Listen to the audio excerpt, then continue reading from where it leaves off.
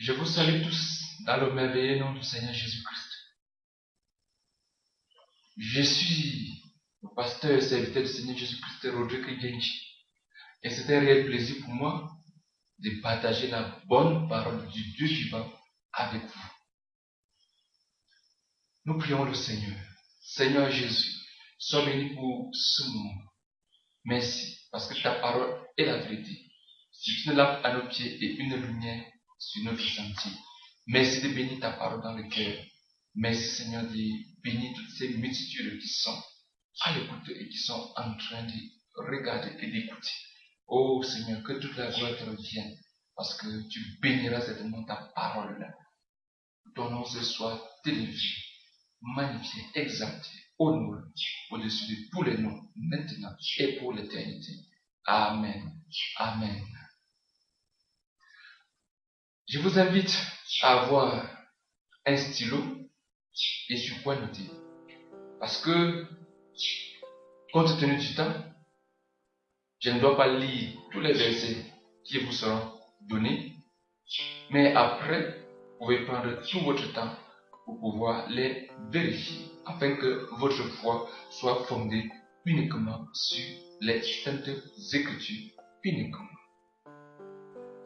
Le premier verset que nous allons partager se trouve dans le livre du prophète Ésaïe, chapitre 60, le premier verset, qui dit, Ésaïe 60, le premier verset qui dit, « Lève-toi et sois éclairé, car ta lumière arrive, et la gloire de l'Éternel apparaît sur toi. » Amen. Ce verset biblique est prophétique. Donc, vous tous qui êtes à l'écoute, le Seigneur vous encourage à vous lever et surtout à être éclairé, car votre lumière arrive et surtout la gloire de l'Éternel apparaît sur vous. Nous allons continuer à fouetter les Saintes Écritures. Cette fois-ci, nous sommes dans 1 Corinthiens chapitre 12, le verset 7, qui dit ceci. 1 Corinthiens chapitre 12, le verset 7. Or, à chacun, la manifestation de l'Esprit est donnée pour l'utilité commune. Je tiens à signaler que le thème de notre partage, c'est le Seigneur veut t'utiliser pour impacter positivement ton entourage, ton environnement et ta génération. Dans 1 Corinthiens chapitre 12, le verset 7, la Bible nous dit que à chacun, la manifestation de l'Esprit est donnée. Donc, il n'y a pas dans le corps de Christ une seule personne qui n'a pas un don spirituel, au moins un don spirituel pour l'utilité commune. Donc, arrêtez de penser que vous n'avez pas un rôle à jouer dans le corps de Christ. Donc, dans le corps de Christ, il n'y a pas seulement que les apôtres, prophètes, pasteurs, évangélistes, docteurs et toutes ces personnes qui sont constamment au devant de la scène. Mais la Bible nous dit qu'à chacun de nous, la manifestation de l'Esprit est donnée pour l'utilité commune. Et dans ce chapitre de 1 Corinthiens chapitre 12, il est question des dons spirituels. Donc, si autrefois, vous étiez un peu comme un spectateur dans la maison de Dieu, dans le corps de Christ, ou dans votre assemblée, il est temps de vous réveiller, de vous lever, car la lumière du Seigneur se lève sur vous, pour vous éclairer. Parce que désormais, il faut que vous sachiez que le Seigneur compte sur vous. Oui, dans votre assemblée, dans le corps de Christ, dans votre environnement immédiat, d'une manière ou de l'autre, pour impacter positivement selon le don qu'il a déposé en vous. Et dans Ézéchiel chapitre 22, les versets 29 et 30, il dit bien Ézéchiel chapitre 22, les versets 29 et 30, et aussi Ésaïe chapitre 59, à partir du verset 14 au verset 16, le Seigneur se plaint. Oui, le Seigneur dit qu'il y a autour de nous de l'injustice, de l'oppression et toutes sortes de mauvaises actions. Mais il s'étonne de ce que personne ne se lève pour intercéder. Donc le Seigneur voudrait qu'il y ait des gens qui intercèdent lorsque les choses ne vont pas bien. Donc ça ne sert à rien de se plaindre, de murmurer, de critiquer et de condamner lorsque les choses vont mal dans notre pays, dans notre assemblée, dans notre famille. Ce que le Seigneur veut, c'est qu'il y ait des gens qui se tiennent à la brèche, qui élèvent des murs, qui intercèdent, afin que le Seigneur ne puisse pas détruire dans sa colère. Et ce que lui-même lui dit, qu'il veut quelqu'un qui va intercéder afin qu'il ne détruise point. Alors, sachez que même si vous ne pouvez pas vous balader chaque fois avec la Bible, pour prêcher, pour parler de la part du Seigneur, au moins vous pouvez chez vous, tous les jours, intercéder par rapport à ce que vous voyez autour de vous, qui ne glorifie pas le Seigneur, qui ne honore pas le Seigneur. Vous pouvez prier pour votre famille, vous pouvez prier pour votre assemblée, vous pouvez prier pour votre pays, pour votre région, pour toutes ces multitudes qui ont besoin de la grâce de Dieu dans leur vie. C'est très très important. Donc au travers de vos prières, vous pouvez impacter positivement votre entourage et même votre génération. C'est très très important. Oui, parce qu'il arrive parfois qu'autour de nous, des bonnes choses se passent et se produisent. La plupart du temps, ce n'est pas le fruit du hasard. C'est le résultat des prières des multitudes que l'on ne voit pas. Oui, parfois des multitudes sont cachées dans les maisons, dans les chambres, en train de jeûner, de prier, d'intercéder. Et résultat, autour de nous, il y a des bonnes choses, il y a des choses merveilleuses qui se produisent. Donc, au travers de vos prières, au travers de votre intercession, sachez que vous pouvez impacter positivement votre génération, votre famille, votre assemblée, votre pays.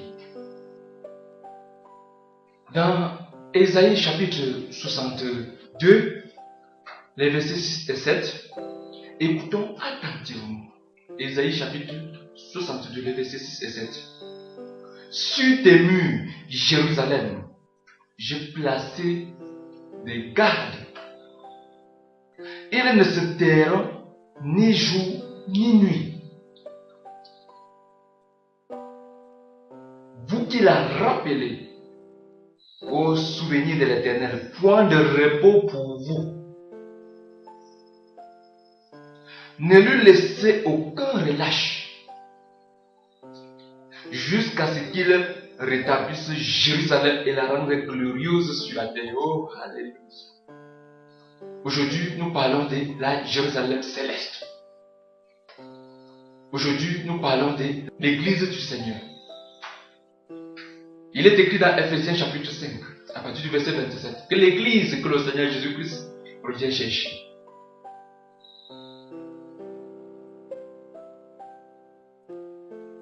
C'est une église glorieuse, sans tache, sainte, rien de semblable, irréprochable.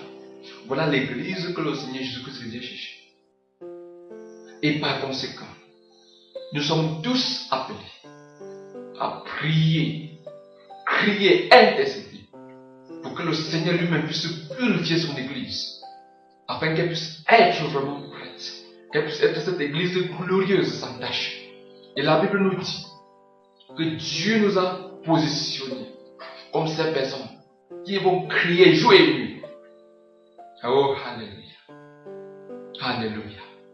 Donc mon frère, ma soeur, il ne suffit pas d'élever de temps en temps quelques prières et après dire que j'ai déjà tellement prié. J'ai déjà tellement prié pour mon assemblée. J'ai déjà tellement prié pour mon frère. J'ai déjà tellement prié pour ma soeur. Jésus a tellement prié pour les hommes de Dieu, pour les dirigeants. La Bible nous dit, il ne se terre ni jour ni nuit, ne lui laissez aucun relâche. Dieu lui-même dit que nous ne devions lui laisser aucun relâche. Dieu lui-même veut que l'on l'importune, que l'on crie à ses oreilles, jour et nuit, jusqu'à ce qu'il intervienne. Oh, alléluia. Alléluia. C'est vraiment merveilleux. Oh, vous qui l'avez rappelé au souvenir de l'Éternel, point de repos pour vous. Oh, alléluia. Donc, pas de repos jusqu'à ce que Dieu accomplisse sa volonté. Que ce soit en ce qui concerne son Église, qu'il revienne chercher. Que ce soit concernant sa volonté dans nos vies, sa volonté, son règne dans nos vies, dans nos quartiers, dans nos familles, dans nos maisons, oui, dans nos villes, dans nos nations. Oh, alléluia. Rappelons-nous que le Seigneur Jésus-Christ a dit, lorsque vous priez, dites que ton règne vienne, que ta volonté soit faite. Oh, alléluia. Mon frère, ma soeur, tant que tu n'as pas encore vu la volonté de Dieu, le règne de Dieu s'établit dans ta vie, s'établit dans ta maison, s'établit dans ton cœur, s'établit dans ton entourage immédiat, dans ta famille, dans ton quartier, dans ta ville. La Bible dit, point de repos pour toi. Oh, alléluia. Jour et nuit, crie, ne te tais point. Le Seigneur veut que tu cries, que tu intercèdes, que tu pries, sans te reposer, jusqu'à ce qu'il intervienne. Oh, alléluia. Donc, tant que tu n'as pas vu un changement palpable, un changement réel, que ce soit concernant ta vie spirituelle, concernant ta marche avec Dieu, ne te tais point, ne te décourage point. Alléluia. Oh, alléluia. Tant que par tes prières, tu n'as pas encore vu un impact positif autour de toi, dans ta propre vie d'abord, et puis dans ta famille, dans ta maison, dans ton quartier, dans ta ville, dans ta nation, ne te tais point. Si tu te tais, c'est un péché. Oh, alléluia. Parce que Dieu veut à tout prix faire quelque chose au travers de tes prières. Dieu veut qu'il y ait au travers de tes prières un impact positif. Et lui-même il dit, il veut que tu l'importunes, jour et nuit, jusqu'à ce qu'il intervienne. Oh, alléluia. Oh, alléluia. Oh, je suis en train de voir des intercesseurs, intercesseuses qui vont changer le cours des choses, qui vont changer le cours des choses dans leur propre vie d'abord, dans leur famille, dans leur maison, dans leur assemblée, oui, dans les quartiers, dans les villes, dans les nations. Oui, alléluia. Oh, alléluia. Oui, lève-toi. Lève-toi. Prends cet engagement devant le Seigneur. Que tu ne te tairas plus jour et nuit. Que tu vas toujours crier sur ses oreilles. Oh, alléluia. Tu ne lui donneras pas de repos jusqu'à ce qu'il sauve ta famille, jusqu'à ce qu'il sauve tes amis, tes voisins, jusqu'à ce qu'il sauve tes enfants, jusqu'à ce qu'il sauve ton mari, jusqu'à ce qu'il sauve ta femme. Oh, alléluia. Jusqu'à ce qu'il touche tes voisins. Oh, c'est merveilleux. C'est merveilleux. Parce que le Seigneur est avec toi dans cette tâche. Et cela est soutenu par sa parole. Et la Bible dit que Dieu soutient toutes choses par sa parole puissante. Et lorsque tu fais quelque chose en t'appuyant sur sa parole, il n'y a pas de raison qu'il n'y ait pas de résultat palpable. Oh, alléluia. Donc, désormais, prie, intercède avec ferveur. Oui. La Bible nous dit la prière fervente du juste a une grande efficacité. Oh, c'est merveilleux. Que la gloire et les honneurs reviennent au Seigneur Jésus pour ces merveilleuses promesses. Oh, et la Bible dit que Dieu veille sur sa parole afin qu'elle puisse s'accomplir. Vraiment que toute la gloire lui revienne maintenant et pour l'éternité. Amen, amen, amen. Et dans Exode chapitre 3 et même Exode chapitre 4, nous allons lire l'appel de Moïse. La Bible nous dit que Dieu va se révéler à Moïse dans le désert en lui disant: j'ai entendu le cri de mon peuple en Égypte et je t'envoie les libérer. Et Moïse va commencer à dire au Seigneur, qui suis-je pour aller libérer ton peuple en Égypte? D'ailleurs, je n'ai pas la langue facile, et ça ne date pas d'hier. Et Dieu va lui dire, qui est celui-là qui fait parler? Si ce n'est moi, va vers Pharaon et dis-lui que c'est moi qui t'envoie. Il faut qu'il libère mon peuple. Et Moïse va tout faire pour essayer de persuader Dieu qu'il n'était pas capable. Quelque part, c'est tout à fait normal. Lorsque le Seigneur nous appelle, il va nous demander de faire quelque chose qui semble au-dessus de nos capacités naturelles. Et Dieu le fait afin que, lorsqu'il y aura la victoire, le succès, que la gloire lui revienne tout simplement. Donc, même si le Seigneur vous demande de faire quelque chose et que vous voyez que c'est au-dessus de vos capacités naturelles, ne vous en faites pas. C'est tout à fait normal. C'est Dieu qui va agir au travers de vous. C'est Dieu qui va faire le travail au travers de vous. Vous n'êtes qu'un simple instrument. À la fin, la gloire va lui revenir. Parce qu'il serait évident pour vous-même et pour des multitudes que c'est Dieu qui a agi au travers de vous. Ce n'est pas parce que vous étiez très fort, très intelligent que vous avez réussi cette mission. Plus tard, nous allons voir que Moïse, qui disait qu'il ne connaissait pas bien parler, va finir par parler, et nous n'allons pas voir cet handicap se manifester durant tout ce temps qu'il va se rendre en Égypte auprès du pharaon pour demander qu'il libère son peuple. Et finalement, il sera cet instrument que Dieu va utiliser pour libérer le peuple d'Israël qui était en train de subir toutes sortes d'oppressions, qui étaient traités comme des esclaves en Égypte. Et un autre aspect que je voudrais souligner dans l'appel de Moïse, c'est le fait que Dieu lui ait dit dans le désert, qu'est-ce que tu as entre les mains? Et entre les mains, il avait ce bâton de berger. Et Dieu va lui dire, ce bâton que tu as en main va beaucoup servir en Égypte pour montrer que c'est moi qui t'envoie. Et Dieu va lui dire, jette ce bâton par terre et ce bâton va se transformer en serpent. Voilà ce bâton que Moïse avait entre ses mains, tout d'un coup, va commencer à se transformer. Et ce même bâton, plus tard en Égypte, va servir vraiment à glorifier Dieu. Et nous ne pouvons pas lire tout cela, mais vous pouvez prendre tout votre temps pour lire si vous ne l'avez pas encore lu.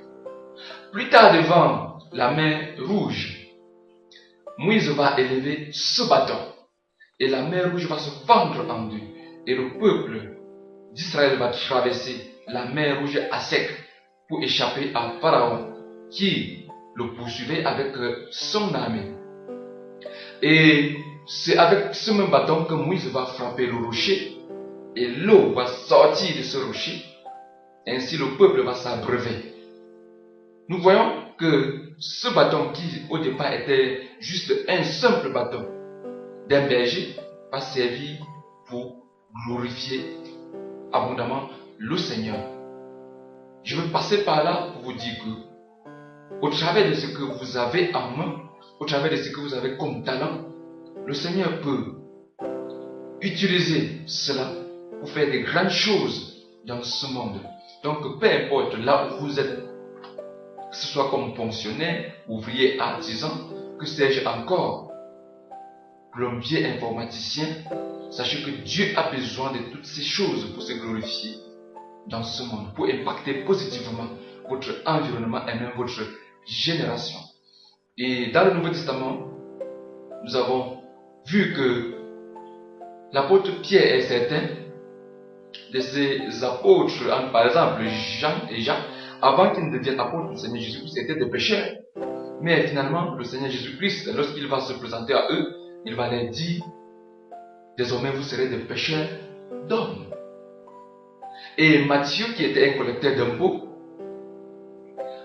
autrefois, il utilisait sa plume pour calculer les impôts. Mais plus tard, il va utiliser cette même plume pour écrire l'évangile de Matthieu. Vous voyez? Donc Dieu peut utiliser ce que vous êtes pour la gloire de son nom. Et il faudrait vraiment le savoir. Donc ne négligez pas ce que vous avez, ce que vous faites là où vous êtes, dans votre environnement immédiat. Dieu veut vous utiliser pour impacter positivement votre entourage, votre génération. Et dans 2 Chroniques chapitre 34, c'est une longue lecture que vous allez également relever et lire tranquillement chez vous. 2 Chroniques chapitre 34, la Bible nous parle d'un certain Josias qui est devenu roi à partir de 8 ans. La particularité de ce jeune roi, c'est que il va décider de faire une certaine réforme profonde, spirituelle en Israël, malgré son jeune âge. Et il va décider de purifier vraiment son pays en détruisant toutes ces statues, ces idoles qui étaient installées un peu partout dans son pays. Et c'est ainsi que il va vraiment amener une certaine réforme en Israël. Et la Bible nous dit que dès son jeune âge, il va décider de rechercher l'Éternel. Il va appliquer son cœur à rechercher l'Éternel, le Dieu qu'avait servi son père David. Et lorsqu'il va lire dans le livre de la loi que lorsque son peuple, en se détournant de Dieu, était exposé au jugement et à la colère de Dieu, il va s'humilier et il va tellement implorer Dieu. Parce qu'il savait que son peuple était sous le jugement de Dieu à cause de l'idolâtrie et de l'apostasie. Et Dieu lui-même va lui dire que parce que ton cœur a été touché et que tu as eu à cœur de me servir et de faire ma volonté, ma colère ne s'abattra pas sur ton pays durant toute ta vie. Nous voyons qu'il a dû impacter positivement son peuple durant sa vie. La colère de Dieu a été suspendue à cause de lui. Donc, au travers de votre consécration, au travers de votre cœur qui est prêt à chercher Dieu, à faire sa volonté, Dieu peut également sauver des multitudes autour de vous, au travers de votre engagement. C'est très très important, même si vous êtes encore très très jeune, comme ce roi Josias qui a pris le trône à l'âge de 8 ans. La Bible ira même jusqu'à nous dire que lorsque ce roi va mourir, il y aura des chants et des complaintes en son honneur. Donc le peuple a voulu conserver la mémoire de cet homme qui a été différent de certains rois d'Israël par le fait qu'il a amené une certaine réforme spirituelle profonde en Israël. Et surtout, durant son règne, il y a eu une certaine paix parce que Dieu était avec lui et Dieu a apprécié sa manière de vivre, sa manière de le servir.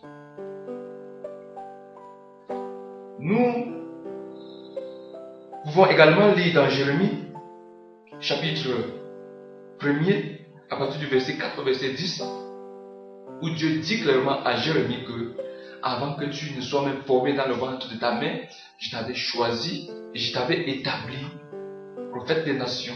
Surtout, pour faire quoi?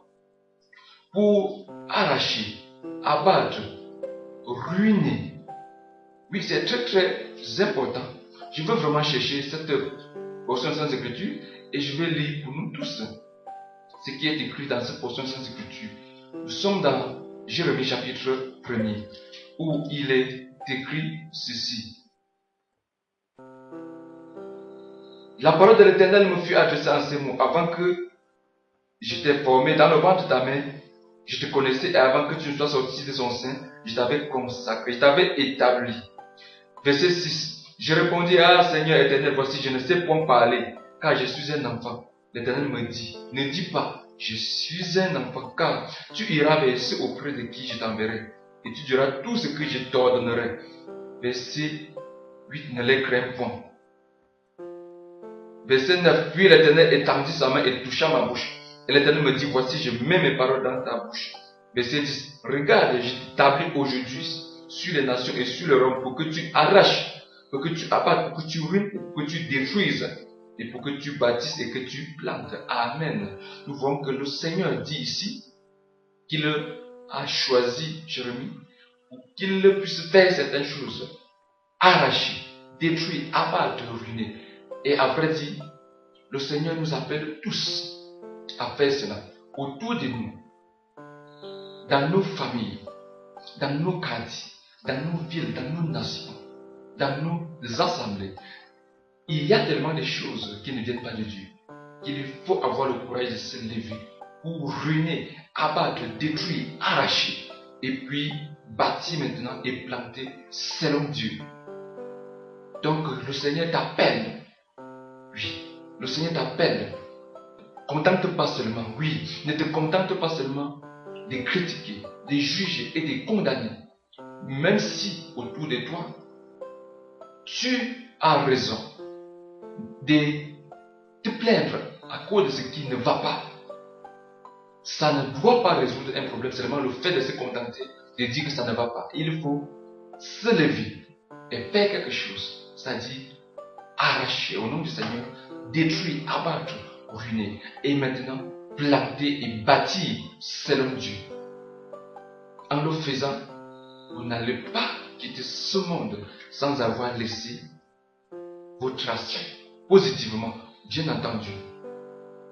Et toi, qui n'as pas encore accepté le Seigneur Jésus-Christ dans ton cœur, dans ta vie, comme ton Seigneur et ton Sauveur personnel, sache qu'il est temps, oui, il est temps de le faire. Reçois le Seigneur Jésus-Christ dans ta vie, comme ton Seigneur et ton Sauveur, car c'est pour toi qu'il est mort à la croix. Sache que ton Créateur ne t'a pas envoyé sur cette terre juste pour te balader et mourir. Non. Si le Seigneur, Créateur des cieux et de la terre, t'a envoyé sur cette terre, c'est pour un but bien précis. Oui. Et en recevant le Seigneur Jésus-Christ comme ton Seigneur et Sauveur, tu donnes ainsi un sens réel à ta vie. Car la vie sans Jésus-Christ n'a pas de sens. Oui, la vie sans Jésus-Christ n'a pas véritablement de sens. Reçois-le maintenant dans ton cœur. Reçois-le maintenant dans ta vie comme Seigneur et Sauveur. Et ainsi, il y aura un sens réel à ta vie sur cette terre. Et également, tu pourras entrer dans ta destinée, oui, en Jésus-Christ. Alors, je t'invite à faire cette courte prière ensemble avec moi avant que je ne continue. Prions ensemble le Seigneur Jésus. Tu peux répéter cette courte prière après moi. Seigneur Jésus, je crois que tu es mon Sauveur et mon Seigneur, et que pour me sauver, tu es mort à la croix. Seigneur, je te demande pardon pour tous mes péchés, en pensée, en parole et en acte. Seigneur, je sais que si je mourais aujourd'hui, je devrais être éloigné de toi à cause de mes péchés. Je serais que dans un lac de feu. Mais je ne veux pas aller dans ce lac de feu après ma mort. C'est cette raison que je te confesse de ma bouche comme mon Seigneur et mon Sauveur personnel. Et je te reçois dans mon cœur comme mon Sauveur et mon Seigneur personnel. Seigneur Jésus, viens dans mon cœur, viens dans ma vie, viens me sauver. Et écris mon nom dans ton livre de vie. Et que ton Esprit Saint, que tu as promis à ceux-là qui croiraient en toi, vienne dans mon cœur maintenant même pour faire de moi une nouvelle créature, un enfant de Dieu. Seigneur Jésus, je veux naître de nouveau. Seigneur Jésus, merci. Merci de me pardonner tous mes péchés commis en pensée, en parole et en acte. Merci de remplir mon cœur de ton esprit, de ta paix et de ta joie. Merci Seigneur Jésus, parce que désormais, avec toi, ma vie a un sens sur cette terre. Et merci de m'aider à accomplir ce pourquoi j'ai été créé, j'ai été envoyé sur cette terre. Je n'ai rien à te donner. Je te dis tout simplement merci. Parce que tu m'as écouté et que tu m'as exaucé. Que toute la gloire, les honneurs, les acclamations, la louange, l'élévation, l'adoration te reviennent à toi seul, Seigneur Jésus, maintenant et pour l'éternité. Amen. Amen. Si vous avez fait cette courte prière avec foi et sincérité, croyez véritablement que le Seigneur Jésus vous a écouté et il vous a exaucé. Lui-même, il a dit, je me tiens à la porte et je frappe. Si tu entends et ouvres, bien entendu, la porte de ton cœur et de ta vie. Si tu entends et ouvres, j'entrerai, dit le Seigneur Jésus-Christ. Dans Apocalypse chapitre 3, le verset 20. Et dans l'évangile de Jean chapitre 6, le verset 37, le Seigneur Jésus-Christ dira également, je ne mettrai point dehors quiconque vient à moi. Alléluia. Maintenant, je peux vous souhaiter la bienvenue dans la merveilleuse famille de Dieu, qui est constituée tout simplement de tout cela et de tout cela qui ont décidé un jour de prier, de se repentir et de demander au Seigneur d'entrer dans leur cœur, dans leur vie, comme Seigneur et Sauveur. Et désormais, vous avez cette lourde responsabilité de chercher à plaire à votre Dieu, à plaire à votre Sauveur, à votre Seigneur tous les jours, en renonçant au mal, en renonçant au péché sous toutes ses formes. Parce que la Bible nous dit dans 2 Corinthiens chapitre 5, le verset 17, que tous ceux qui sont en Christ sont des nouvelles créatures. Les choses anciennes sont passées et toutes choses sont devenues nouvelles. Alléluia. Donc désormais, marchez vraiment en nouveauté de vie en Jésus-Christ. Et que ceux qui vous entourent puissent dire que vous êtes vraiment devenu une nouvelle personne. Que la gloire et les honneurs reviennent uniquement au Seigneur Jésus-Christ qui a donné sa vie pour nous racheter afin que nous ayons la vie éternelle gratuitement. Oui, parce que la Bible nous dit le salaire du péché, c'est la mort, mais le don gratuit de la vie éternelle se trouve uniquement en Jésus-Christ. Alléluia. Amen. Et nous pouvons également nous intéresser à Daniel et ses compagnons.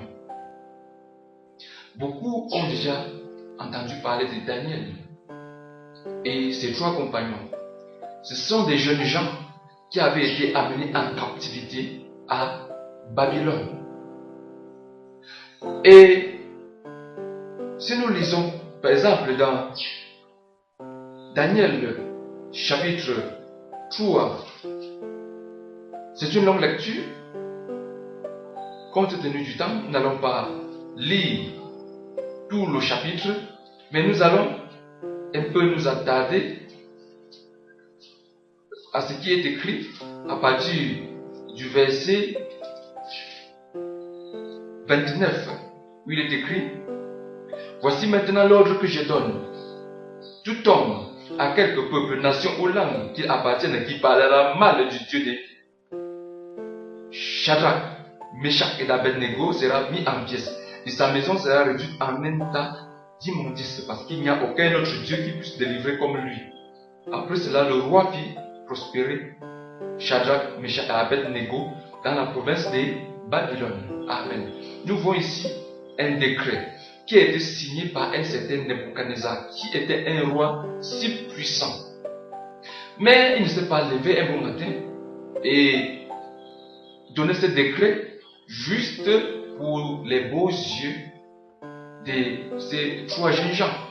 C'est parce que ces jeunes gens l'ont amené à comprendre que il y avait un Dieu tout-puissant qui seul devait être adoré. Parce que Nebuchadnezzar avait voulu que ces jeunes gens se prosternent ensemble avec toute sa population. Lui, il voulait que ces jeunes gens se prosternent aussi devant cette statue géante qu'il avait fait dresser. Et ces jeunes gens ont décidé de ne pas se prosterner devant cette statue, même au prix de leur vie.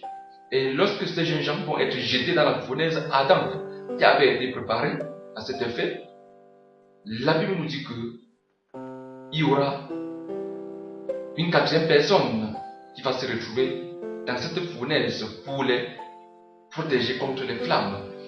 Et lorsque ces jeunes gens vont être sortis de cette fournaise, la Bible nous dit qu'il n'y aura pas du tout une blessure ou une trace quelconque des flammes sur eux, et même sur les habits.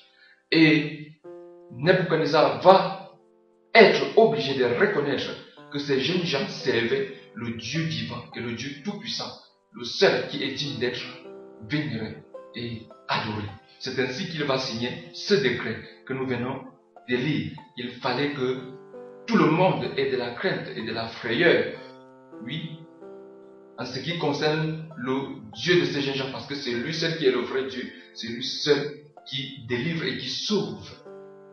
Et plus tard, nous allons voir que le roi Darius, dans Daniel chapitre 6, va sortir un décret dans le même sens que le précédent roi Nebuchadnezzar. Nous sommes dans Daniel chapitre 6 à partir du verset 25, où il est écrit: après cela, le roi Darius écrivit à tout le peuple, toutes les nations, aux hommes de toutes langues qui habitent sur toute la terre, que la paix vous soit donnée avec abondance. Verset 26, j'ordonne que dans toute l'étendue de mon royaume, qu'on ait de la crainte et de la frayeur pour le Dieu de Daniel, car il est le Dieu vivant et il subsiste éternellement. Son royaume ne sera jamais détruit et sa domination durera jusqu'à la fin. Verset 27, c'est lui qui délivre et qui sauve, qui opère des signes et des prodiges dans le ciel et sur la terre, et c'est lui qui a délivré Daniel de la puissance des lions. Alléluia.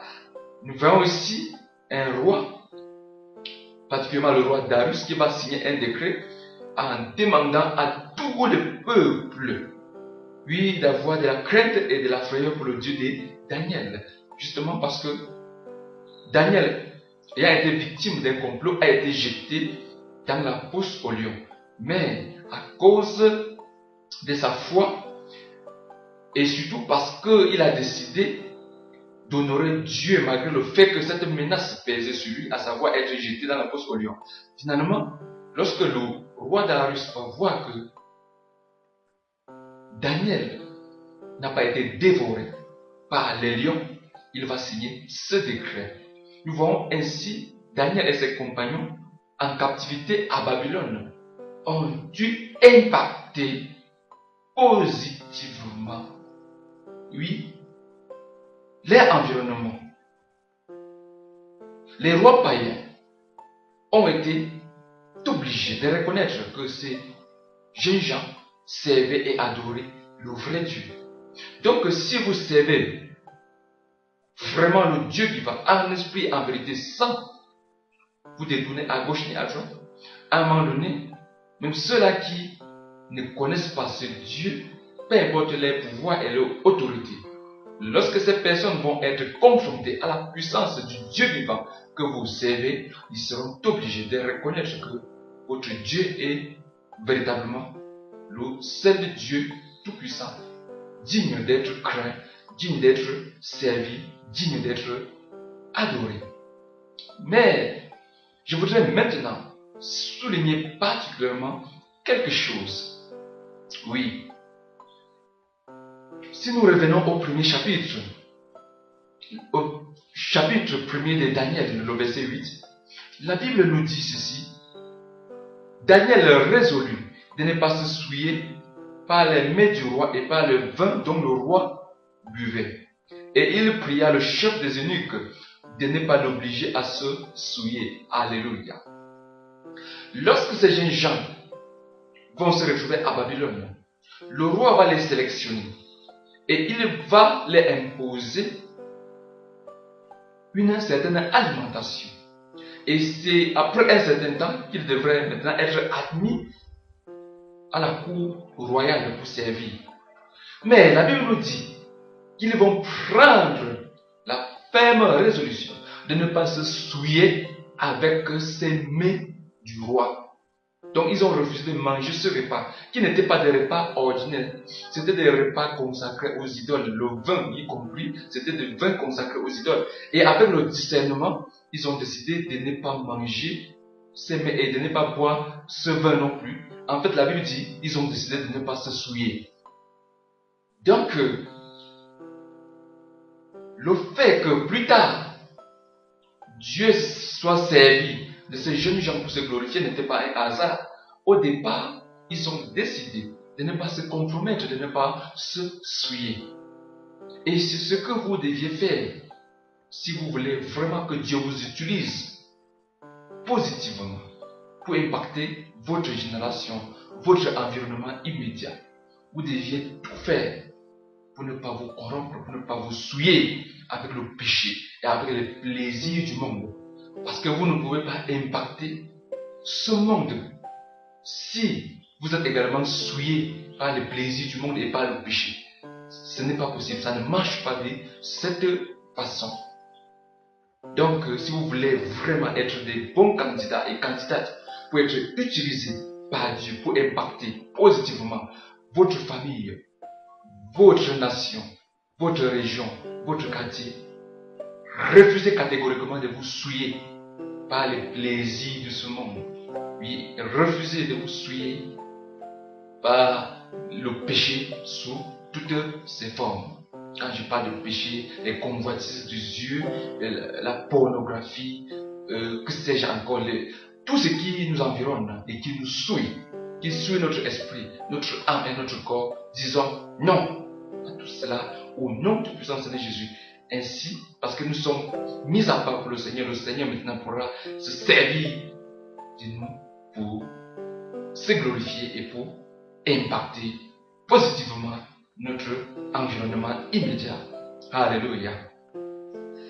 Et la Bible ira même jusqu'à nous dire, au verset 20 de Daniel 1, que sur tous les objets qui réclamaient de la sagesse et de l'intelligence et sur lesquels le roi les interrogeait, il les trouvait 10 fois supérieurs à tous les magiciens et astrologues qui étaient dans tout son royaume. Alléluia. La Bible nous dit que ces jeunes gens étaient même 10 fois supérieurs aux autres, même aux astrologues et magiciens. Donc dans ce monde où les gens ont besoin de savoir de quoi sera fait demain, c'est ainsi que les gens consultent naturellement les magiciens et les astrologues. Les enfants du Seigneur, les serviteurs et servants du Dieu vivant, les fils de Dieu sont bien placés pour pouvoir aider les gens dans ce sens.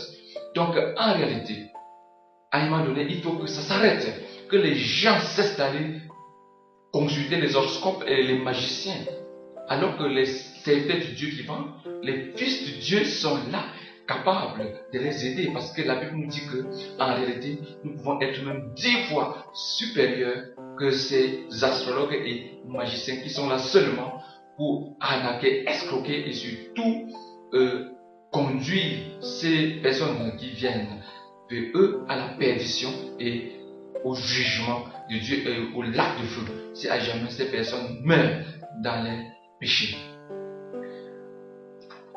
Nous pouvons également lire dans Luc chapitre 10, le verset 2, où le Seigneur Jésus-Christ va dire que la moisson est grande, mais il y a peu d'ouvriers. En vérité, la moisson est vraiment grande et il y a très peu d'ouvriers. Il y a tellement des personnes qui ne connaissent pas le Seigneur Jésus comme Seigneur et Sauveur. Il y a des personnes qui n'ont jamais entendu véritablement la bonne nouvelle comme cela se doit. Et il faut se lever. Mesdames et messieurs, très chers frères et sœurs, Christ, il faut se lever. La moisson est grande et il y a très peu d'ouvriers. Regardez les multitudes qui vont à la perdition tous les jours que Dieu a créés. Il faut faire quelque chose. Il faut se remuer. Il faut faire tout ce que nous pouvons faire. De toutes nos forces, de toutes nos pensées, de toute notre âme. Lèvons-nous, dépensons-nous spirituellement, physiquement, intellectuellement, financièrement, matériellement. Oui, lèvons-nous et mettons tout ce que nous pouvons mettre en œuvre afin que des multitudes soient gagnées pour le royaume des cieux. Car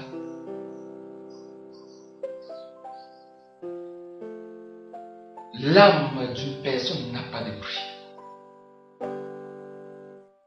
Le Seigneur Jésus-Christ lui-même a dit que c'est dit à un homme de gagner le monde entier s'il fait son âme. Oui, l'âme d'une personne n'a pas de prix. Donc, lève-toi.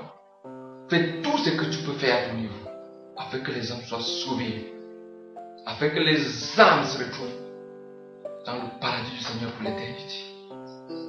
La Bible dit que si tu ne te lèves pas, les multitudes vont périr et un jour, le Seigneur va te demander leur sang parce que tu n'as pas fait quelque chose pour pouvoir les amener dans le royaume des cieux. Et Ésaïe chapitre 6, le verset 8, le Seigneur va poser cette question. Qui enverrai-je? Qui enverrai-je? Le Seigneur te pose maintenant cette question. Est-ce que tu es prête? Est-ce que tu es prêt? Est-ce que tu es prête, ma soeur? Est-ce que tu es prêt, mon frère, à te lever, à être envoyé par le Seigneur pour proclamer sa bonne nouvelle, pour prêcher l'évangile du salut, afin que les multitudes soient délivrées et soient sauvées? La Bible dit, comment est-ce que les gens peuvent croire s'il n'y a personne qui prêche? Qui enverrai-je? Dit le Seigneur. Lève-toi et dis, Seigneur, me voici, envoie-moi. Je suis prêt et je suis prête. Et que le Seigneur te bénisse abondamment. Toi qui acceptes de te lever, peu importe le prix à payer. Dans Ézéchiel, chapitre 47, à partir du premier verset au verset 12, il y a eu une histoire merveilleuse racontée par Ézéchiel le prophète. Il a fait une expérience édifiante avec le Seigneur. Il nous parle d'un fleuve qui sortait directement du trône de Dieu. Et le Seigneur va l'amener à nager dans ce fleuve. En fait, ce fleuve n'est que tout simplement l'image du Saint-Esprit. Selon ce que nous pouvons lire dans l'évangile de Jean, chapitre 7, à partir du verset 37 au verset 39, où le Seigneur Jésus-Christ dit ceci. Si quelqu'un a soif, qu'il vienne à moi et qu'il le boive. Verset 38. Celui qui croit en moi, des fleuves d'eau vive couleront de son sein. Comme dit l'Écriture, verset 39, il dit cela de l'Esprit que devait recevoir ceux qui croiraient en lui. Alléluia. Donc, il est clairement établi que dans Ézéchiel 47, le fleuve dont il est question, c'est l'image du Saint-Esprit. Et le prophète Ézéchiel va faire une expérience. Nous pouvons lire à partir du verset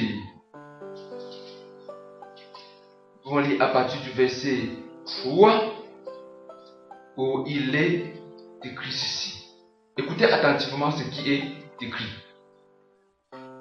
Lorsque l'homme s'avança vers l'Orient, il avait dans la main un cordeau, il mesura 1000 coudées et il lui fit traverser l'eau. J'avais l'eau jusqu'aux chevilles. Voilà l'eau qui commence ce fleuve dans lequel le prophète va entrer, l'eau est aux chevilles. Naturellement, les chevilles symbolisent le début de la marche. Et ça symbolise également le début de la marche chrétienne. Lorsque on reçoit l'Esprit de Dieu, le jour qu'on a accepté le Seigneur Jésus-Christ comme Seigneur et Sauveur, naturellement, on commence la marche chrétienne. Donc, on commence la marche chrétienne avec l'Esprit de Dieu. Parce qu'on ne peut pas naître de nouveau si on n'a pas reçu l'Esprit de Dieu. Parce que ce n'est pas l'Esprit de Dieu qu'on naît de nouveau, qu'on devient enfant de Dieu. Dans Romains 8, la Bible dira que si quelqu'un n'a pas l'Esprit de Christ, il ne lui appartient pas du tout.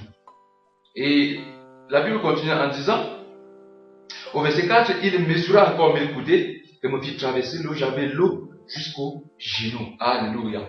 L'eau jusqu'au genou.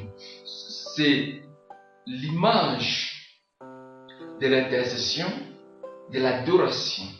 Lorsque vous deveniez enfant de Dieu, l'Esprit de Dieu qui est en vous, naturellement, va vous pousser à être cette personne qui désormais va adorer Dieu en esprit et en vérité. Cette personne qui doit louer, qui doit prier Dieu. Cette personne qui fléchit les genoux devant Dieu en signe d'adoration. Cette personne qui fléchit les genoux pour prier constamment le Dieu vivant.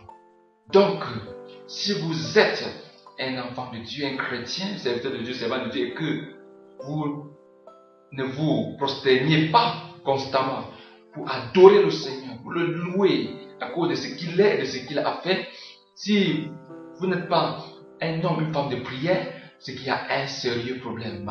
Il faut remettre les pendules à l'heure, parce que c'est la marche normale d'un chrétien, c'est-à-dire être un adorateur, une adoratrice qui adore Dieu tous les jours en esprit et en vérité. Cette personne qui loue Dieu tous les jours, cette personne qui prie, qui intercède tous les jours.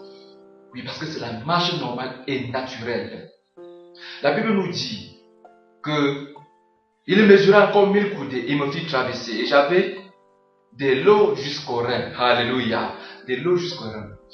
Beaucoup de choses peuvent être dites, mais je me contente juste de vous dire que les reins peuvent symboliser aussi l'enfantement.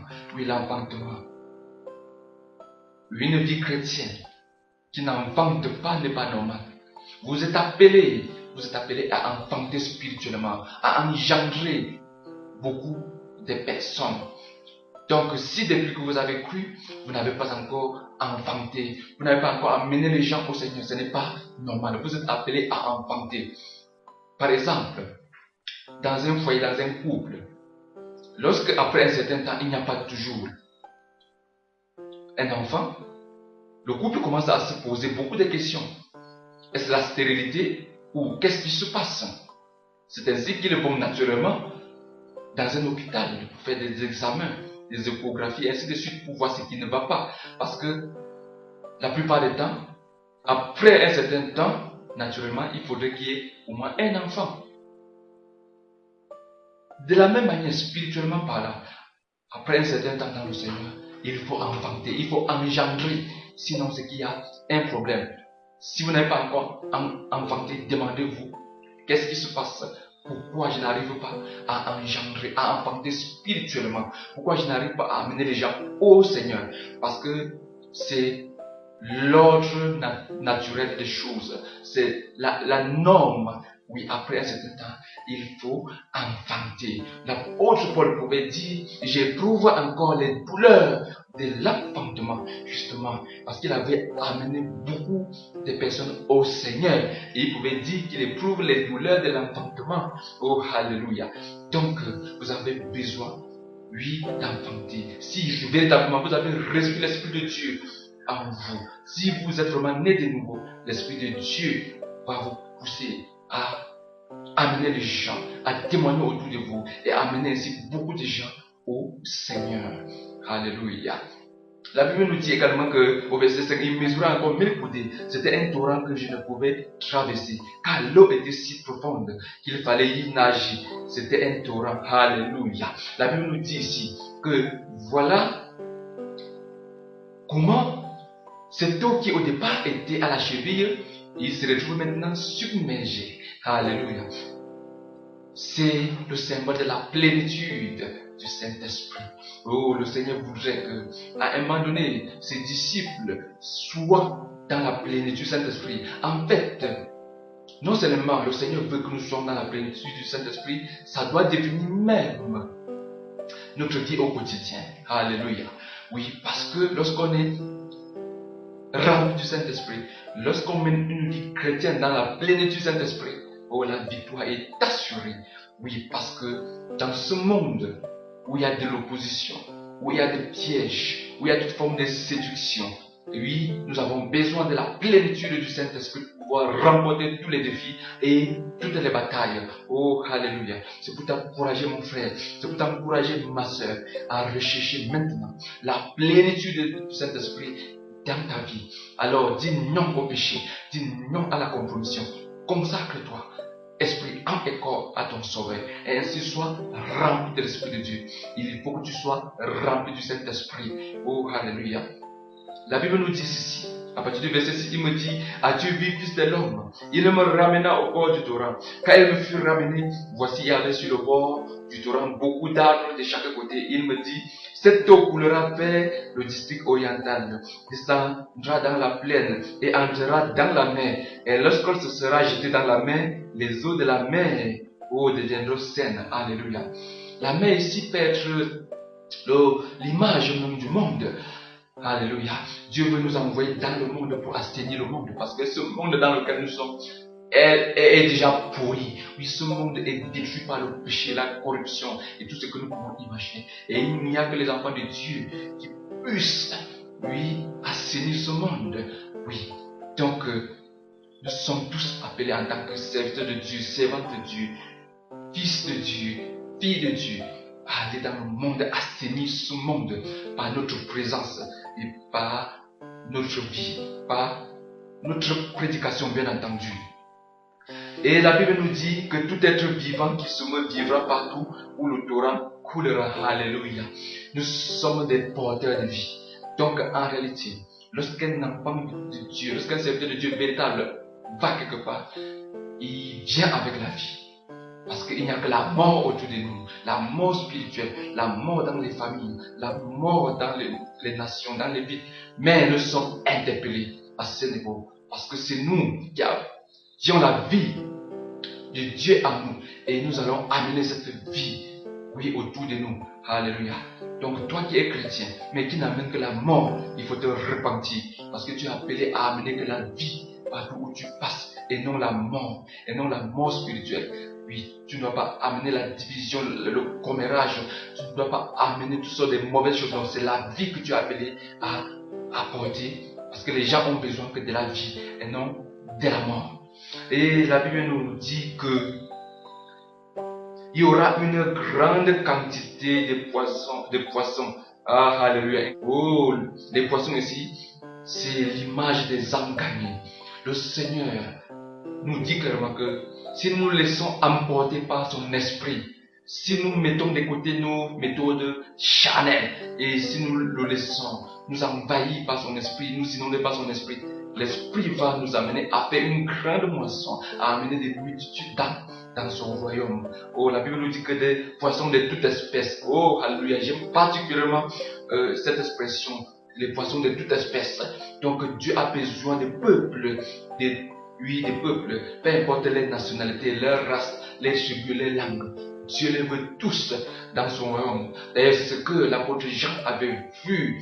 Oui, lorsque nous lisons Apocalypse, il dit qu'il avait vu des peuples, des tribus, toutes langues, toutes nations. En fait, Dieu veut tout le monde dans son royaume. Bien entendu, même les gros poissons. Oui, donc l'évangile du Seigneur Jésus-Christ, ce n'est pas seulement pour les drogués, oui, pour les délinquants. Même les présidents, les rois, les ministres, les gouverneurs, les préfets, les sous-préfets, les sénateurs, oui, les députés, eux aussi ont besoin du salut de Dieu. Alléluia. Et Dieu les veut aussi dans sa maison. Oh, alléluia. Alléluia. C'est pour élargir notre vision, mesdames et messieurs, en ce qui concerne l'évangélisation. Si nous sommes véritablement remplis par l'Esprit de Dieu, conduits par l'Esprit de Dieu, désormais nous allons voir, oui, même ces gros poissons, entre guillemets, dans nos filets. oh, dans la maison de Dieu, se prosternant, oui, devant le Dieu de cieux, l'adorant en esprit, en vérité, abandonnant toutes ces sectes sataniques, oui, toutes ces sectes pernicieuses qui les détournent du droit chemin de la vérité. Oh, alléluia, alléluia, alléluia. Et la Bible nous dit que sur le torrent, sur ses bords, de chaque côté, verset 12, croîtront toutes sortes d'arbres fruitiers. Les feuillages ne se flétrira point et les fruits n'auront point de fin. Oh, alléluia. Ils mûriront tous les mois. Oh, alléluia. Parce que les eaux sortent du sanctuaire. Oh, alléluia. Si réellement l'Esprit de Dieu que tu as reçu, c'est l'Esprit Saint du Dieu vivant, il n'y a pas de raison que tu ne portes pas des fruits en abondance pour le Seigneur. Tu dois porter les fruits. Oui, le fruit de l'Esprit. Oh, la paix, l'amour, la joie. Oui, je vais lire le fruit de l'Esprit dans Galates chapitre 5 pour nous tous. Il est écrit ceci, Galates chapitre 5 à partir du verset 22, où il est clairement écrit. Galates chapitre 5, le verset 22. Mais le fruit de l'Esprit, c'est l'amour, la joie, la paix, la patience, la bonté, la bienveillance, la foi, la douceur, la maîtrise de soi. Alléluia. Et verset 23, la loi n'est pas contre ces choses. Alléluia. Donc, lorsque nous sommes vraiment conduits par l'Esprit de Dieu et immergés par le Saint-Esprit Dieu vivant, nous allons porter le fruit du Saint-Esprit. Et la Bible dit, ce fruit sera permanent et constant. Pas être aujourd'hui chrétien de même païen.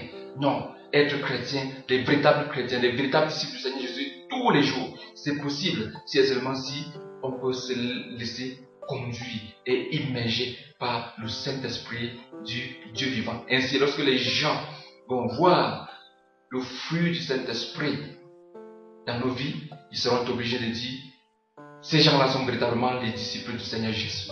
Dans ce monde où on ne sait plus qui est qui fait quoi, qui est serviteur de Dieu et qui ne l'est pas, dans ce monde où il y a la confusion, les gens ont besoin de voir le fruit de Dieu, le fruit de l'Esprit.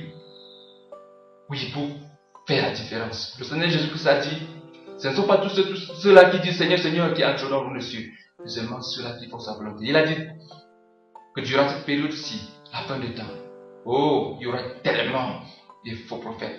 Beaucoup viendront et diront, je suis venu de la part du Seigneur. Mais Jésus a dit, vous les reconnaîtrez par les fruits. Alléluia. Donc, ce n'est que par le fruit on peut reconnaître un vrai serviteur de Dieu, un vrai enfant de Dieu. Oh, alléluia.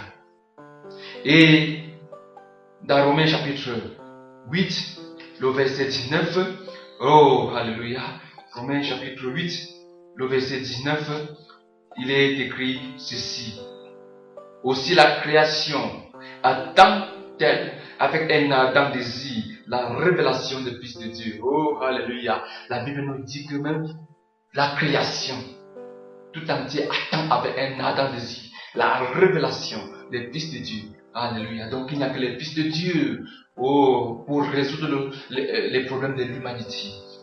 Tout ce que oui, les gouvernements de ce monde peuvent mettre en place pour améliorer les conditions de vie de l'homme, c'est bien, mais la vérité c'est que ce sont les fils de Dieu qui doivent délivrer l'humanité par les messages, par les intercessions et par les prières.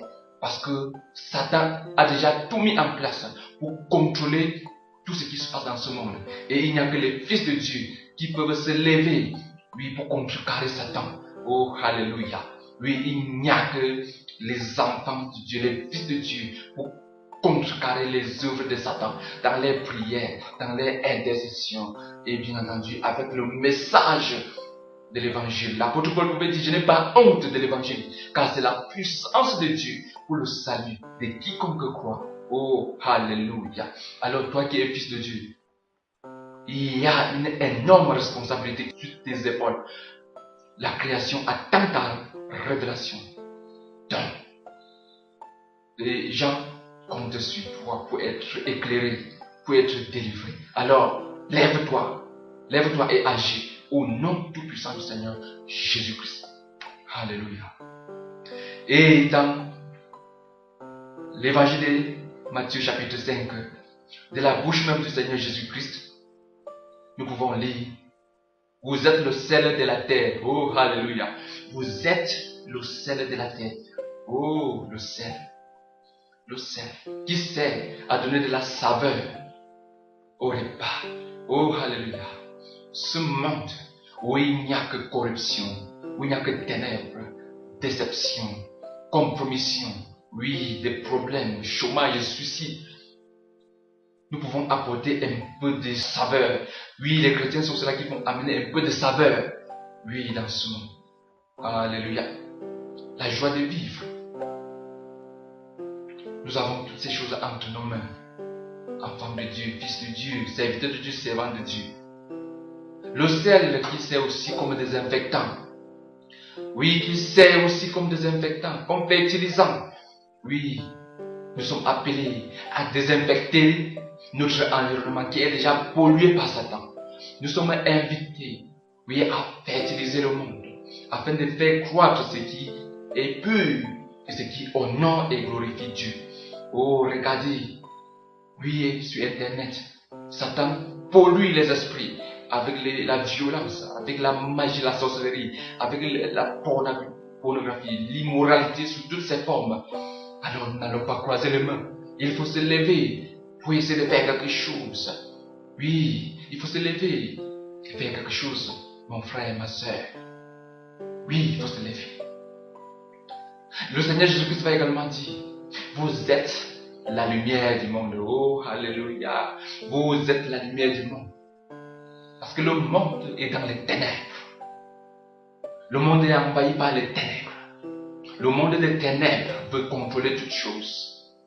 Le monde des ténèbres veut asservir les créatures de Dieu, veut envelopper toutes les créatures de Dieu. Mais, alléluia, le Seigneur Jésus-Christ dit: vous êtes la lumière du monde. Nous sommes la lumière du monde. Je suis la lumière du monde. Tu es la lumière du monde. Si tu es né de nouveau, si tu es un enfant de Dieu, si tu es fils de Dieu, fille de Dieu, si tu es serviteur, servant du Dieu vivant, si tu as accepté le Seigneur Jésus, Jésus dit: tu es la lumière du monde. Alors, lève-toi et brille. Lève-toi et brille au nom du puissant Seigneur Jésus, afin de faire fuir les ténèbres qu'il y a dans ta famille. Tu as la responsabilité de les repousser au nom du puissant Seigneur Jésus, parce que tu es la lumière du monde. Les ténèbres qu'il y a dans ton quartier, les ténèbres qu'il y a dans ta région, qu'il y a dans ta ville, qu'il y a dans ton département, qu'il y a dans ta nation, c'est toi qui as la responsabilité de repousser ces ténèbres au nom tout puissant du Seigneur Jésus-Christ. Alors, en tant que lumière, éclaire et repousse les ténèbres. Et ainsi, impacte positivement ton environnement. Oh, alléluia. Cesse de te plaindre en disant qu'il y a trop de puissance de ténèbres dans ma famille. Puis cesse de te plaindre. Oui, cesse de pleurnicher en disant qu'il y a trop de sorciers dans ma famille. Il y a trop de sorciers dans mon quartier. Il y a trop de sorciers dans mon village. Il y a trop de sorciers dans notre vie, dans notre nation. Le fait de te plaindre ne doit résoudre aucun problème. La seule chose qu'on demande à la lumière, c'est d'éclairer. Et lorsque la lumière commence à briller, les ténèbres s'en vont. Oh, alléluia, alléluia, alléluia. Éclaire tout simplement et tu verras que les ténèbres vont se dissiper. Oui, les ténèbres vont se dissiper. Si tu n'éclaires pas, peut-être que tu es encore dans les ténèbres. Alors, le Seigneur Jésus-Christ a dit: je suis la lumière. Alors laisse le Christ pénétrer en toi et éclairer toutes les parties de ton être. Oui, peut-être il se peut qu'il y ait encore beaucoup de choses dans ta vie qui sont encore dans les ténèbres. Peut-être que ton esprit est encore dans les ténèbres à cause de ta vie. Peut-être que ton cœur est encore dans les ténèbres à cause de ta marche. Alors laisse la lumière de Christ pénétrer en toi et éclairer toutes les parties de ton être, ou tous les aspects de ta vie. Oh, alléluia. Et lorsque toute ta vie va être éclairée par le Christ désormais, tu vas aussi éclairer le monde. Tu dois éclairer ton environnement. Tu dois éclairer ta famille. Tu dois éclairer tes voisins. Tu dois éclairer tes amis. Tu dois éclairer ta région. Tu dois éclairer ta nation. Et tu vas éclairer même le monde. Oh, alléluia. Oh, alléluia. Le Seigneur Jésus-Christ ira même jusqu'à dire que Une ville située sur une montagne ne peut être cachée. Alléluia. On n'allume pas une lampe pour la mettre sur le boisseau. Alors, lève-toi et sois éclairé au nom tout puissant du Seigneur Jésus-Christ. Alléluia. Et Amen. Ce qui me déchire parfois le cœur, c'est de voir beaucoup de chrétiens abandonner les foyers, abandonner les maisons, abandonner les quartiers, abandonner les villages, abandonner les familles, sous prétexte qu'il y a des sorciers, qu'il y a les puissances des ténèbres. Comment est-ce que la lumière peut fuir les ténèbres? Comment est-ce que cette personne qui a en elle le Seigneur Jésus, qui a dit je suis la lumière du monde, peut fuir le monde des ténèbres, peut fuir Satan? Depuis quand est-ce que le Seigneur Jésus-Christ doit fuir devant Satan, devant les démons, devant les sorciers? Chrétiens, arrêtez cela. Arrêtez cette comédie. Arrêtez ce bébéisme spirituel. La Bible nous dit que le méchant s'enfuit sans que personne ne le poursuive. Donc c'est le méchant. Les sorciers, oui, qui doivent fuir devant les justes, devant la lumière. Ce sont les ténèbres qui doivent reculer devant la lumière. La Bible nous dit que le juste, oui, l'enfant de Dieu, a de l'assurance comme un jeune lion. Alléluia. Alléluia. Donc vous tous qui avez abandonné votre foyer et vous dites que vous êtes chrétien, revoyez votre vie. Vous qui fuyez devant les ténèbres, vous qui fuyez devant les sorciers, restez à savoir si vous n'êtes pas vraiment dans les ténèbres vous-même. Restez à savoir si vous n'êtes pas dans les ténèbres.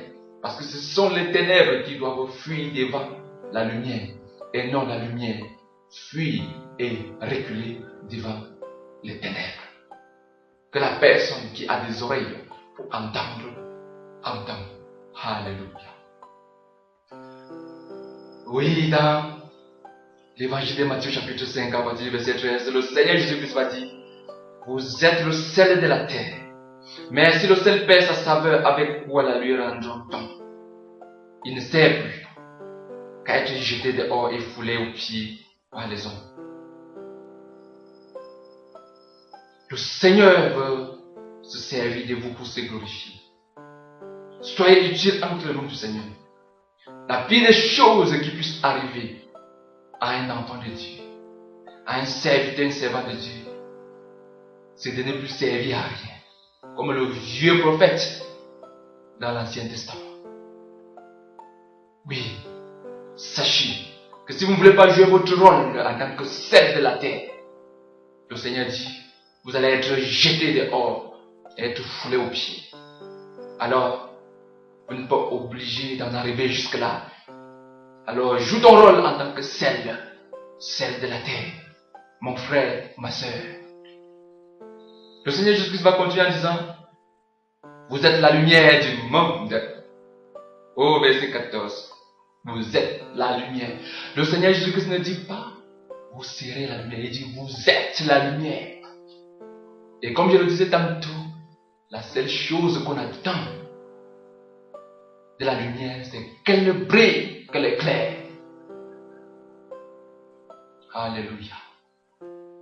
Rappelez-vous, nous avons commencé ce partage par Ésaïe, chapitre 60, le premier verset, qui dit, lève-toi, sois éclairé, car ta lumière arrive, et la gloire de l'Éternel apparaît sur toi. Oh, alléluia. Si il y a longtemps que tu étais assis, alors le Seigneur te dit, lève-toi, sois éclairé, et ta lumière arrive. Et après avoir été éclairé, éclaire à ton tour, parce que Jésus dit, tu es la lumière du monde. Tu es la lumière du monde. Il n'y a pas de débat là-dessus. Tu es la lumière du monde et tu es condamné.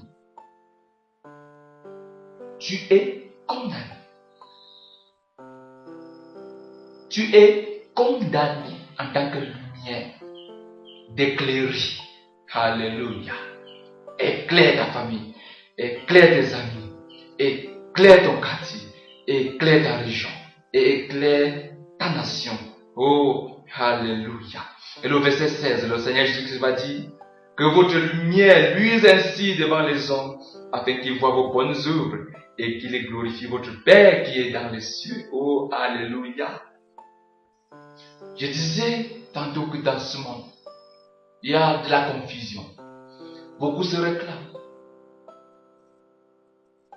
être les seuls vrais chrétiens, les seuls vrais serviteurs de Dieu. Et les systèmes religieux, les mouvements religieux naissent tous les jours comme des champignons. Et dans ce cafouillage, on ne sait plus qui est qui fait quoi, qui est véritablement serviteur de Dieu, qui ne l'est pas, qui est véritablement enfant de Dieu, qui ne l'est pas, qui est véritablement fils de Dieu, fille de Dieu, qui ne l'est pas. Il y a vraiment une certaine confusion. Mais alléluia, alléluia, la Bible nous dit, c'est le Christ, que votre lumière luise. Oh, que votre lumière luise. Mon frère, ma soeur, si tu es vraiment un enfant de Dieu, si tu es vraiment fils de Dieu, fille de Dieu, que ta lumière luise. Que ta lumière luise au nom du puissant Seigneur Jésus. Alléluia. Que votre lumière luise ainsi devant les hommes, afin qu'ils voient vos bonnes œuvres et qu'ils les glorifient. Votre Père qui est dans les cieux. Oh, alléluia. Alléluia. Nous prions. Seigneur Jésus, merci infiniment pour ta parole. Oh, ta parole est une lampe à nos pieds, une lumière sur notre sentier. Merci. Merci pour toutes ces multitudes qui sont en train d'écouter et qui ont écouté ce message et qui écouteront encore. Oh Seigneur, merci de les bénir. Merci de bénir ta parole dans le cœur. Oh, alléluia. Oh, alléluia. Au nom tout puissant du Seigneur Jésus-Christ, je proclame que toi, qui as écouté ce message, que l'abonnement du Seigneur Jésus est sur toi. Oh, alléluia. Lève-toi et impacte positivement ta famille, tes amis, ta maison, ta région, ton quartier, ta ville et même ta nation. Au nom du puissant Seigneur Jésus. Oh, alléluia. Oh, rabakashi keremesen dubo sundubo shiki masanda. Keremo kurobo sundubo shiki namasanda. Au nom tout puissant Seigneur Jésus-Christ Nazareth, je proclame que la bonne main du Seigneur se pose sur toi et il te dit, lève-toi, sois éclairé et aussi va et éclaire le monde. Oh, alléluia. Parce que le monde attend que tu viennes en tant que fils de Dieu pour l'éclairer, oh, pour le délivrer, pour le libérer, oh, alléluia, de sa captivité, au nom puissant du Seigneur Jésus-Christ. Oh, alléluia. Oh, yambashiki namasuntu boshiki rabasandaba. Kurubukusuntu bokushiki rabakasuntu robokushiki. Que tout ce que l'ennemi avait planifié jusqu'à présent pour t'empêcher de te lever, oh, alléluia, que tout cela soit anéanti et brisé maintenant. Au nom tout puissant du Seigneur Jésus-Christ de Nazareth. Oh, alléluia. Oh, que les chaînes de l'ennemi se brisent dans ta vie. Au nom tout puissant du Seigneur Jésus. Que tous les liens se brisent. Au nom tout puissant du Seigneur Jésus. Que la paresse te lâche. Au nom tout puissant du Seigneur Jésus-Christ de Nazareth. Que la fatigue non justifiée te lâche. Au nom tout puissant du Seigneur Jésus-Christ de Nazareth. Oh, alléluia. Merci Seigneur Jésus. Merci de bénir tes enfants. Merci de bénir tes serviteurs. Merci de bénir tes servantes. Oh, alléluia. Merci de les inonder et de les remplir par ton esprit. Oh, alléluia. Oh, alléluia. Seigneur Jésus, reçois toute la gloire. Reçois tous les honneurs et les acclamations qui te sont dues. À toi seul, maintenant et pour des siècles et des siècles. Amen. Amen. Oh, Alléluia. Merci Seigneur Jésus. Merci Seigneur Jésus. Si vous avez des préoccupations, sentez-vous libre. Oui, sentez-vous libre de nous joindre à ces deux numéros.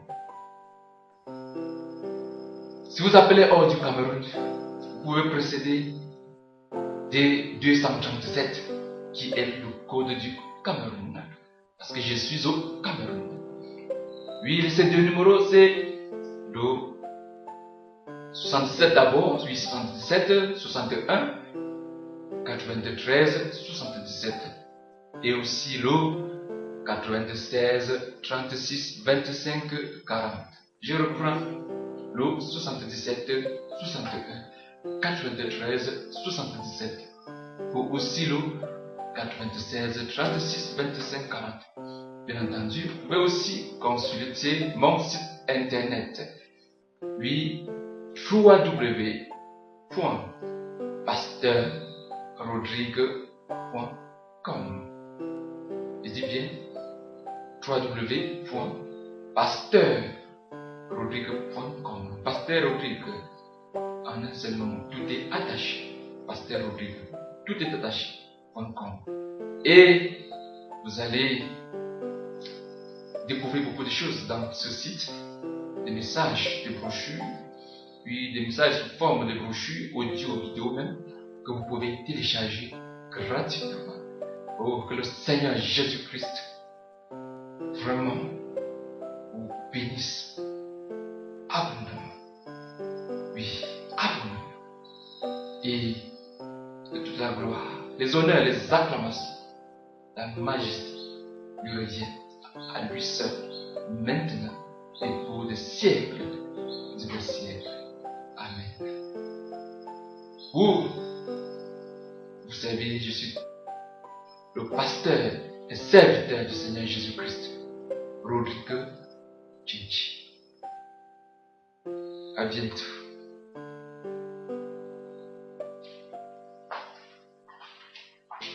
Si Dieu est pour nous, qui sera contre nous? Romains chapitre 8, c'est le verset 31. Tout ce qui est né de Dieu triomphe du monde. Et la victoire qui triomphe du monde, c'est notre foi. 1 Jean 5, le verset 4. Nous les avons vaincus parce que celui qui est en nous est plus fort que celui qui est dans le monde. 1 Jean chapitre 4, le verset 4. Alléluia. Amen.